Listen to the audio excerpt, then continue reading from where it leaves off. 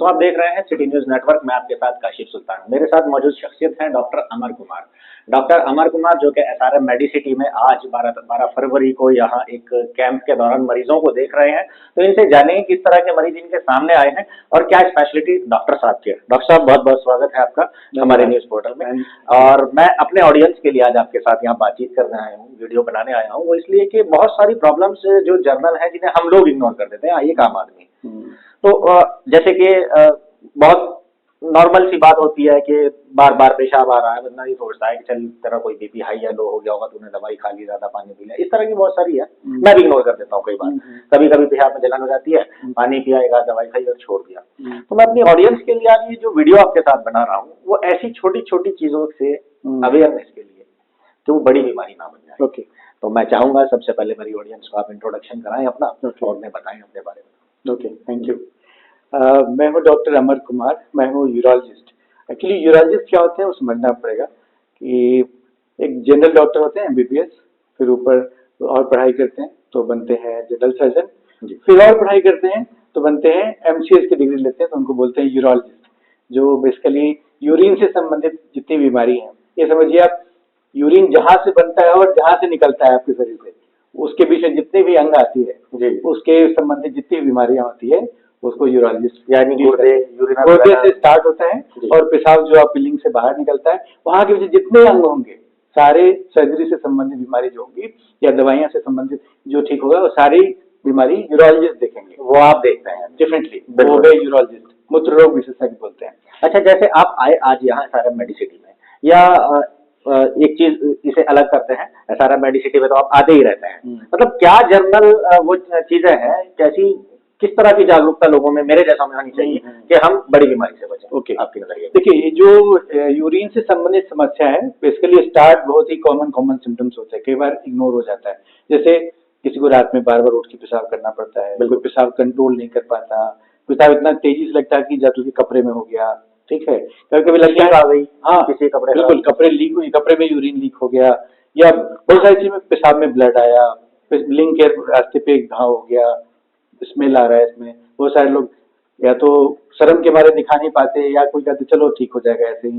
खासकर जो बूढ़े लोग जो 50, 55, 60 साल से ज्यादा होते हैं, ये प्रॉब्लम बोलते हैं कि उम्र के कारण हो रहा है, बट उम्र के कारण जरूर हो रहा है। प्रोस्टेट जो गदबू जिसको बोलते हैं, उम्र के कारण नहीं होता है, बीमारी का नाम नहीं है, अंग का नाम है जो पेशाब के रास्ते को धीरे धीरे ब्लॉक करता है। ब्लॉक करने की वजह से काफी जोर लगा के पेशाब करना पड़ता है, ये दवाई खानी पड़ती है। उसके लिए शुरुआत में दवाओं से काम हो जाता है, लेकिन आप इसको इग्नोर करेंगे तो क्या होता है, पेशाब की थैली में थकान आ जाती है, जो दवा से कंट्रोल हो सकता है उससे बाहर निकल जाता है, फिर ऑपरेशन या बहुत सारी चीज होती है, किडनी पे थकान होने लगती है, किडनी पे दबाव होने लगती है, फिर दवा भी नहीं काम करता, सर्जरी भी उतनी सक्सेसफुल नहीं होती। तो क्वेश्चन ये है कि समय पे यूरोलॉजिस्ट से मिलना है जो उसकी ज्ञाता है। यूरोलॉजिस्ट से कब मिले? हाँ, वो बहुत इंपॉर्टेंट क्वेश्चन है, क्योंकि मैं अपनी बता दूं, कई बार ऐसा होता है पेशाब में जलन है तो मैं सोच लेता हूँ आज पानी कम पिया, बिल्कुल वो ठीक हो गया तो मैंने इग्नोर कर दिया। क्या ये मेरा इग्नोर कर देना इस प्रॉब्लम को बढ़ा सकता है? बिल्कुल, देखिए, ज्यादा पानी पिएंगे पेशाब ज्यादा आया, ये तो कॉमन चीज है, ये बीमारी नहीं हुई।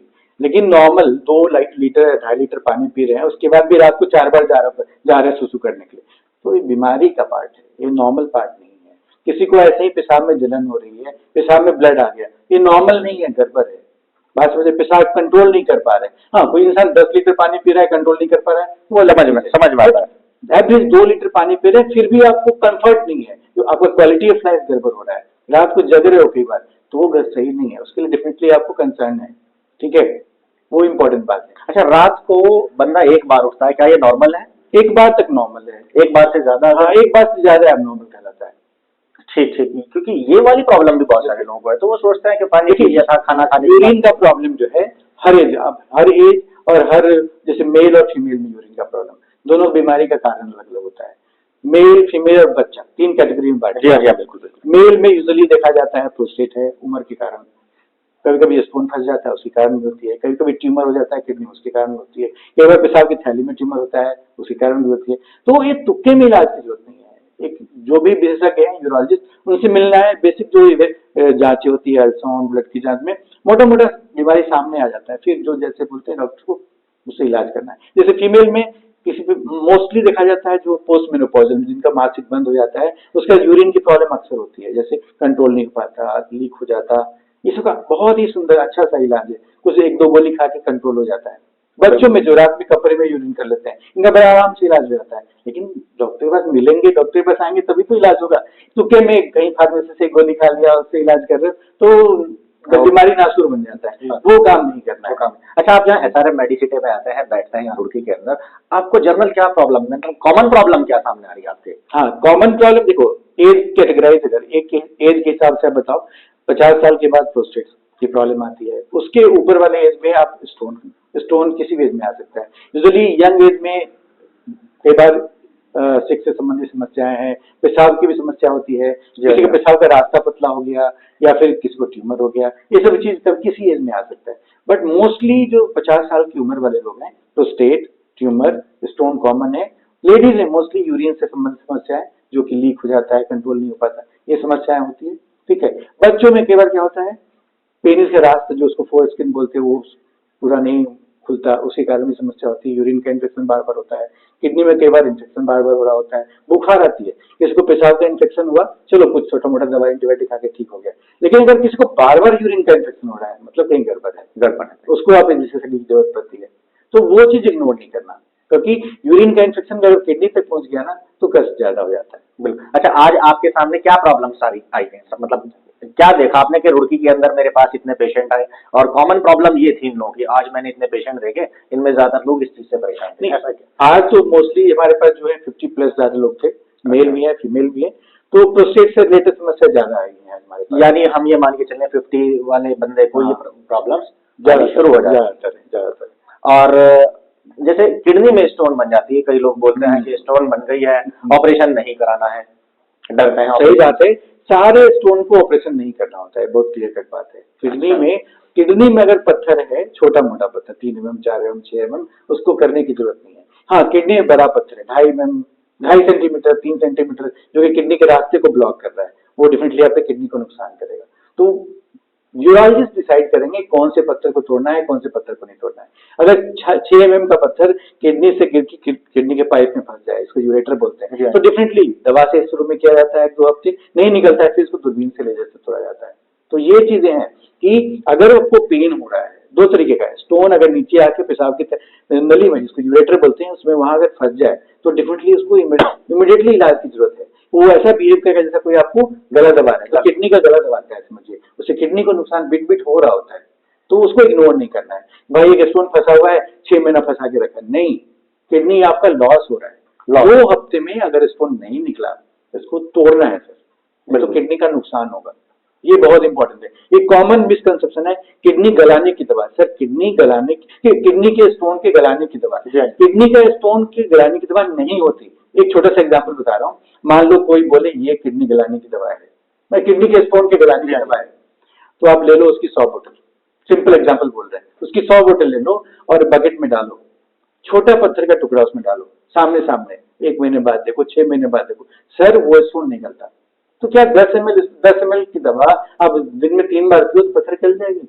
पत्थर गलाने की कोई दवा नहीं होती, दिस इज फैक्ट। लोग बोलते हैं ऐसी दवा है कि इससे रेजा होके निकल जाएगी। खुद यूज करो ना, आपके बकेट में यूज करो, डालो और देखो सामने गल जाए तो पियो, नहीं गले तो माफ करो। ये बहुत बड़ी बात है, ये बहुत इंपॉर्टेंट बात है। मिसकंसेप्शन बहुत ज्यादा है लोगों में, और मेरे भी 6 mm 3 mm की पत्थर नहीं गल सकती उसको, 100%। इतने सालों में कभी नहीं देखा निकलती। जैसे बच्चा होता है ना, रास्ता खुलते जाता है, बच्चा बाहर निकल जाता है, उसमें से पत्थर निकालने के लिए क्या होता है, दवा दी जाती है जो रास्ते को फैलाता है, और उसके कारण छोटे छोटे पत्थर गिर सकते हैं।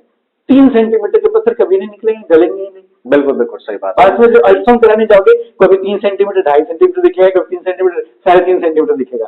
दैट इज अल्ट्रासाउंड तो सब्जेक्टिव मेजरमेंट है, तो पत्थर गलाने की दवा नहीं होती।